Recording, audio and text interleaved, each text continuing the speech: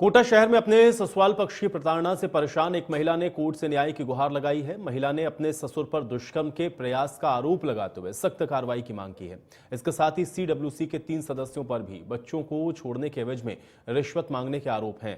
पीड़िता का कहना है कि उसकी शादी साल 2016 में हुई थी। शादी के बाद ही ससुराल पक्ष के लोग महिला को परेशान कर रहे हैं, मारपीट करते हैं। पीड़ित महिला का आरोप है कि पति ने दूसरी शादी की है। जब इसका विरोध वो करती है तो उसके साथ मारपीट भी की जाती है। बच्चों से भी उसको नहीं मिलने दिया जाता है। शादी 11 नवंबर 2016 में हुई थी। उसके बाद से मैं मेरे ससुराल में रहती थी। फिर उससे मेरे 2 बच्चे हुए। वो मुझे मारते थे और छोटी छोटी बात पे डराते थे और जान से मारने की धमकी भी देते थे। और मेरे सास ससुर मुझे कहीं जाने नहीं देते थे और ताला लगा लगा के जाते थे। यहाँ तक कि मैं बीमार पड़ती थी, जब भी मुझे वो डॉक्टर के पास दिखाने नहीं जाते थे और बाबाओं को इनको बुलाते थे घर पे। और मेरे ससुर जी, जब मैं घर पे अकेले रहती थी तो मुझे छेड़खानी करते थे। साथ रेप करने की कोशिश करी थी ससुर जी ने। उसके बाद मैं घर से रात को 1 बजे निकली। उन्होंने मेरा गला दबा के बाहर निकाल दिया था।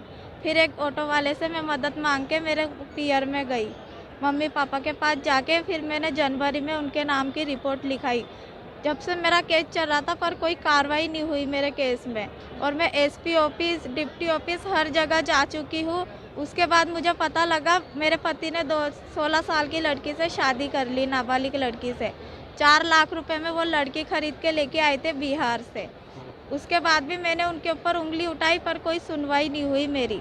फिर मेरे बच्चों ने, पुलिस वालों ने, उद्योग नगर थाने वालों ने मेरे बच्चों को अनाथ आश्रम में भेज दिया।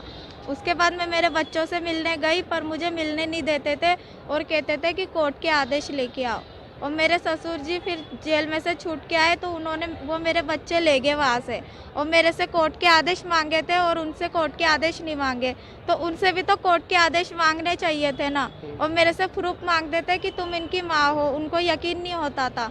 वहाँ से उन्होंने ये नारी निकेतन में बैठते आबिद हुसैन अब्बासी और अरुण भार्गव और विमल चंद जैन, ये नाम है उन तीनों का। इन्होंने मिली भगत करके मेरे ससुर जी ने पैसे दिए और मेरे बच्चे ले गए वहाँ से। मेरे से भी पैसे मांगे थे उन्होंने। मेरे से बोला था कि 2 लाख रुपए लेके आओ, जब तुम्हारे बच्चे तुम्हें दे देंगे हम। और कोर्ट के आदेश ले